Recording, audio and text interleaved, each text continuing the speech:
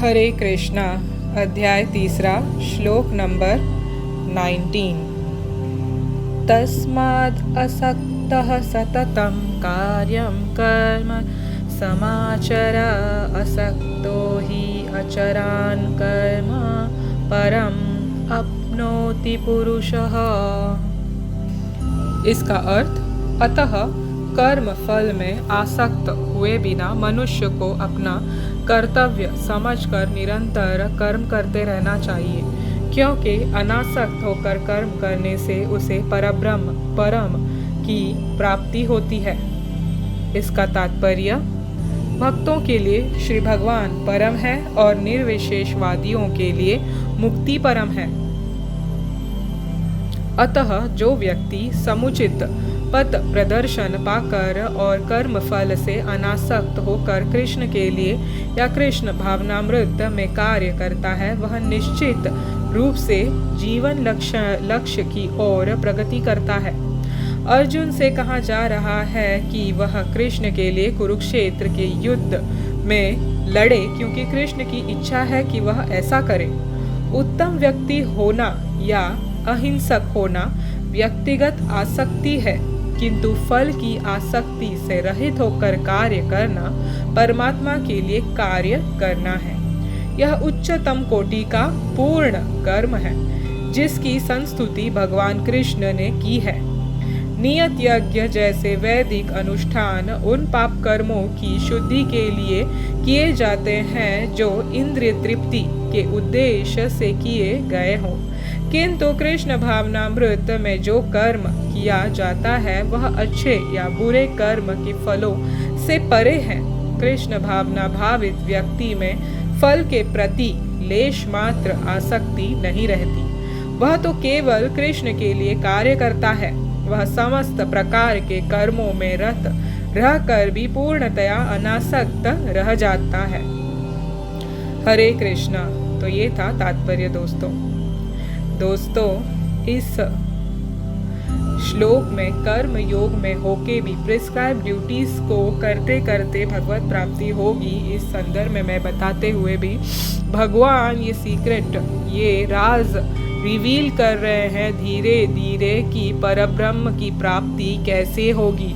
इस श्लोक को, अगर ये बहुत ही इम्पोर्टेंट श्लोक है, इस श्लोक को हम अपने जीवन में उतारते हैं तो भगवान इस श्लोक के द्वारा हमें आश्वासन देते हैं कि वो हमें ज़रूर प्राप्त होंगे। कैसे?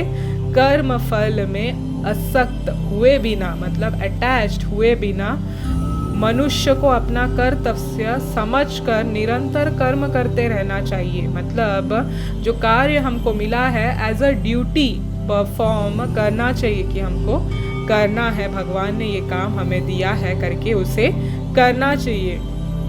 उसमें मगर आसक्त नहीं होना चाहिए, अटैचमेंट नहीं लगाना चाहिए। अनासक्त होके डिटैच्ड होकर वो कर्म करने से क्या होगा? परब्रह्म श्री कृष्ण की प्राप्ति होगी। जो कर्म जिसको दिया है वो नियत कर्म उसको करने से, अनासक्त होके करने से भगवान की प्राप्ति होती है। तो यहाँ पे तात्पर्य में श्रीला प्रभुपाद बताते हैं कि भक्तों के लिए भगवान श्री कृष्ण ही सब कुछ है, वही परम है, जबकि मायावादियों के लिए, निर्विशेषवादियों के लिए मुक्ति परम है। जैसे शास्त्र में बताया गया है, भुक्ति और मुक्ति ये दोनों भी दाखिनी और शाकिनी है। ये एक बार किसी इंसान को लग गई तो पीछा भूत प्रेत की जैसे पड़ जाएगी, नहीं इसे छुड़ाना बहुत मुश्किल है। वही भक्तों के लिए श्री कृष्ण भगवान का सेवा ही परम है, क्योंकि उससे बढ़कर दुनिया में आनंद और कोई नहीं पाता जो ये भक्त, ये साधु सन्यासी लूटते हैं भगवान कृष्ण के सेवा में। जैसे कि एक साधु एक बार भजन गा रहे थे, मुझे बहुत अच्छे से याद है, और वो मेरे मन में ऐसे बस गया कि हर वक्त मैं यही सोच में रहती हूँ कि ये सच में कैसे हो सकता है। मगर धीरे धीरे समय होते होते जब मैं खुद कृष्ण सेवा में लग गई, भक्तों के सेवा में लग गई, तब मुझे इसकी बात 100% सच लगी। वो संत कुछ ऐसे गा रहे थे, वो आनंद नाही अमीरी में, वो आनंद संत फकीर करे। जो आनंद ये अमीर नहीं करते, वो आनंद संत फकीर करते हैं। आप देखिए कितने अमीर लोगों को आप देखिए, सिर्फ झूठा हंसी और खुशी उनके चेहरे पे रहती है, वो आनंद उनके हृदय से नहीं झलकता है। जबकि एक फ़कीर, एक गरीब को आप देखोगे, वो सूखी रोटी खा के भी बहुत मौज में रहता है। क्यों? उस परमात्मा के सुख में। वो हर पल निश्चित रहता है कि परब्रह्म उसके साथ है, भगवान कृष्ण की संगति उसके साथ है, तो उसे दुनिया की कोई खतरा, कोई आपत्ति कुछ नहीं बिगाड़ सकती। जैसे यहाँ पे अर्जुन को आदेश दिया जा रहा है, कुरुक्षेत्र की यह युद्ध भूमि में उसको कृष्ण की इच्छा है, इसीलिए उसे लड़ना चाहिए। भगवान जब एक जीवात्मा उनको समर्पित कर देता है, उसका जीवन सरेंडर कर देता है कि आप ही मेरे स्वामी हो, मैं ही आपका दास हूँ, मुझे आप स्वीकार कर लीजिए, तो दुनिया की कोई ताकत उसका कुछ नहीं बिगाड़ सकता, क्योंकि परब्रह्म पूर्ण पुरुषोत्तम भगवान श्री कृष्ण उसके साथ है।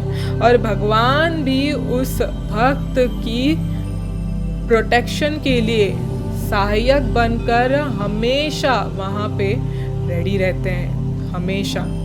जैसे अर्जुन को देखिए आप, पांडवास की कथा में देखिए, कथा के मुताबिक एक ऐसी कथा आती है जहाँ पे कुरुक्षेत्र की लड़ाई शुरू होने से पहले अर्जुन और दुर्योधन दोनों भी भाई कृष्ण भगवान के पास जाते हैं उनसे मदद मांगने के लिए।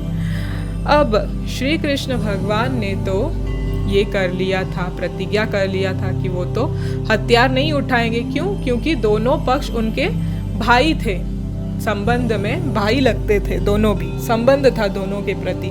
कुरुवंशी और यदुवंशी में भाई का संबंध था, गहरा संबंध था हर वे से। तो वो किसी की पक्ष नहीं लेना चाहते थे, इसीलिए वो हथियार नहीं उठाने वाले थे। मगर दाऊ भैया बोले ये परिस्थिति मैं नहीं देख सकता, मैं तो तीर्थ यात्रा पे निकल जाता। तो दाऊ भैया बलराम जी तीर्थ यात्रा पे निकल गए, जो भगवान के आदि शक्ति हैं, तो आदि गुरु हैं हमारे भक्ति के भी। तो भगवान मगर बोले कि आपको जाना है दाऊ भैया तो आप चले जाइए, मगर मैं अपने भक्तों का हाथ किसी भी हालत में नहीं छोड़ूंगा, मैं हथियार नहीं उठाऊंगा, मगर मैं उनका साथ हर पल हर क्षण दूंगा। देखिए ऐसे कोई कहेगा दुनिया में? कौन सा देवता, कौन सा मनुष्य आपके सामने खड़ा रहेगा, आपके समक्ष खड़ा रहेगा हर वक्त हर पल? मृत्यु आते ही हर किसी का जो साथ है वो छूट जाएगा, वो भी साथ छूट जाएगा अगर आप किसी देवता को पूजा करते हो, बस वो उसी शरीर तक सीमित रहेगा। मगर परब्रह्म जब तक आप उन तक नहीं पहुंचोगे, वो आपकी सहायता करते रहेंगे परमात्मा के रूप में। तो वैसे ही दुर्योधन और अर्जुन पहुँचे भगवान के पास मदद के लिए, तो भगवान तब सोए थे, सो रहे थे। तो अर्जुन भगवान के पैर के पास हाथ जोड़ के बैठे थे, और दुर्योधन जो पहले गए थे वो क्या, भगवान के पीठ के पास जाके बैठ गए उनके बिस्तर पे। अब साधु कहते हैं कि देखो पापी जाके भगवान के पीठ के पीछे जाके बैठ गया, क्योंकि शास्त्र के मुताबिक पाप जो है वो भगवान के पीठ के तरफ ही होता है, और जो पुण्य है वो भगवान के सामने होता है। सत्य हमेशा सामने होता है, प्रकाशित होता है। तो भगवान, दुर्योधन सोचे कि भगवान उठेंगे तब वो सबसे पहले मुझे देखेंगे, इसीलिए सर के पास जाके बैठ गए। अब जब भगवान उठ गए तो जानबूझ के छलिया हमारे कन्हैया नाटक करते हुए, नौटंकी करते हुए, उनको पता था दुर्योधन सिरहाने के पास ही बैठा है, तो भी पहले वो अर्जुन के तरफ देखे। तो कहा, अर्जुन प्रिय कैसे हो तुम, कैसे आना हुआ मेरे भाई, मेरे दोस्त। तो दुर्योधन ने कहा कि मैं भी यहाँ पे आया हूँ कृष्ण, मैं भी आपसे मिलने आया हूँ। तो उन्होंने कहा, अच्छा दुर्योधन तुम भी आए हो, कहो कैसे आना हुआ। तो कृष्ण ने अर्जुन को कहा, तुम छोटे हो, तुम पहले बताओ।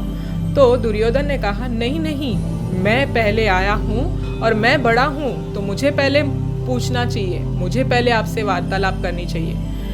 तो कृष्ण ने कहा कि नियम के हिसाब से छोटों को पहले ये दी जाती है, छूट दी जाती है कि वो कुछ बोले। मगर दुर्योधन ने सोचा, अगर इसने अपना मुंह खोला अर्जुन ने, तो वो इसकी सेनाएं ले लेगा, तो मैं क्या करूँगा। तो दुर्योधन की नज़र भगवान की सेना पे थी, जो भगवान के जैसे एक एक सेना बहुत शक्तिशाली थी, नारायण सेना कहते थे उसको। तो उसकी नज़र उस पे थी। तो जब भगवान ने पूछा तो अर्जुन ने कहा कि भगवान, मैं आपसे हाथ जोड़ के विनती करता हूँ कि आप मेरे साथ, मेरे युद्ध के इसमें प्रेरणा बन के आप मेरे साथ में रहें। तो भगवान ने कहा, तुम्हें तो पता है अर्जुन कि मैं तो शस्त्र नहीं उठाने वाला हूँ, फिर मैं तुम्हारे किस काम का। तो अर्जुन ने कहा कि भगवान, आप अस्त्र शस्त्र उठाए ना उठाए, मुझे उससे कोई फर्क नहीं पड़ता, आप बस मेरे बगल में आके खड़े हो जाइए, मुझे ये सावधानी मिलेगी, मुझे समाधान मिलेगा कि आप मेरे साथ हो, जहाँ आप हो वहाँ मुझे किसी चीज़ की डर नहीं है। अर्जुन तो सब कुछ जानते थे, वो भगवान के शुद्ध भक्त थे, तो वो जानते थे भगवान के समीप रहने मात्र से हर प्रकार का डर दूर, कोसों दूर भाग जाता है। अरे भूत पिशाच तो क्या, मन के अंदर बैठा हुआ डर रूपी भूत पिशाच भी भाग जाता है। कहते हैं जहाँ पे पवित्र भगवान नाम, हरि का नाम उच्चारण होता है, वहाँ पे कोई अनिष्ट नेगेटिव फोर्स नहीं ठहरती, तुरंत भाग जाती है।